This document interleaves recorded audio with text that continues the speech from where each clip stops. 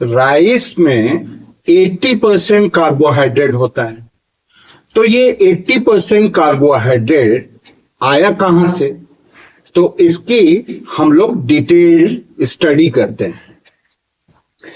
तो राइस के प्लांट को जब आप देखते हैं तो उसमें क्लोरोफिल होता है। तो वो क्या करता है? फोटोसिंथेसिस करता है इन प्रेजेंस ऑफ सनलाइट।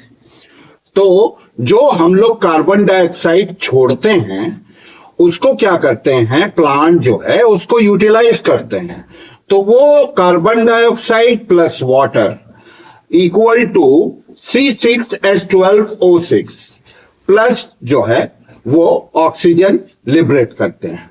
तो अगर इसको आप इक्वेशन में देखें तो 6CO2 plus 6H2O equal to C6H12O6 यानी ग्लूकोज प्लस ऑक्सीजन। तो ये जो ग्लूकोज के मॉलिक्यूल होते हैं ये क्या होते हैं चावल के दाने में। तो ये क्या होते हैं, धीरे धीरे जो है ये एक जो है ये मिलते जाते हैं, एक एक यूनिट की तरह से मिलते जाते हैं और एक लंबी चेन सी बनाते हैं जिसमें जो है आपके 2, 4, 2000, 4000, 10,000, 50,000, लाख तक ये की चेन बनाते हैं। तो इसको हम लोग स्टार्च कहते हैं। तो स्टार्च जो है ये दो तरह के होते हैं। तो एक स्टार्च की जो चेन होती है वो जो होती है लंबी होती है और उसके जो मतलब वो कॉइल की तरह से होती है और सीधी होती है। तो क्योंकि कॉइल की तरह से ये आपके टेलीफोन के कॉइल की तरह होती है कि इसको जो है छोटी सी जगह में कंपैक्ट होके मुड़े मुड़े से होते हैं मगर ये सीधे होते हैं। और दूसरा जो स्टार्च होता है वो जो है उसका जो है वो ब्रांच होते हैं और वो क्या होता है कि एक चेन में से दूसरी निकल गई, तीसरे जैसे हाइफा होते हैं उस तरह से इसमें निकल जाते हैं। तो ये जो आपके कॉइल वाला जो स्टार्च होता है इसको हम लोग अमाइलोज बोलते हैं और ये जो हाइफा जिसमें निकलता है जो ब्रांच होता है उसको हम लोग अमाइलोपेक्टिन बोलते हैं।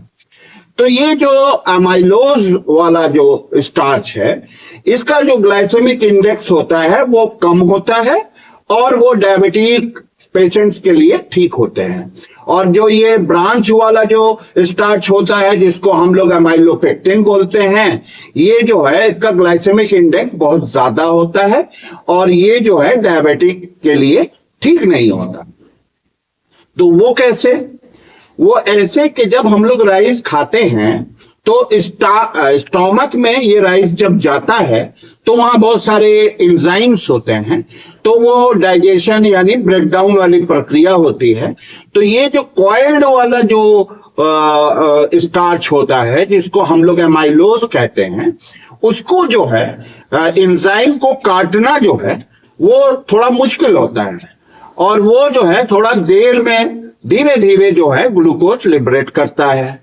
इसलिए इसका जो ग्लाइसेमिक इंडेक्स होता है वो कम होता है। और जो ब्रांच वाला जो होता है जिसमें हाइफे निकले होते हैं उसको जो है काटना बहुत आसान होता है एंजाइम्स के लिए क्योंकि डाइजेशन प्रक्रिया में ब्रेकडाउन होता है तो वो आसानी से काट लेते हैं और उसमें क्या होता है कि बहुत तेजी से जो है वो ग्लूकोज को लिबरेट करता है और ग्लूकोज को जल्दी लिबरेट करता है और ज्यादा ग्लूकोज लिबरेट करता है। तो इसलिए इसका जो ग्लाइसेमिक इंडेक्स होता है वो ज्यादा होता है। तो अगर हम एक चावल के दाने को देखते हैं इन जनरल तो इसमें जो है 20% अमाइलोज होता है और 80% जो है इसमें अमाइलोपेक्टिन होता है।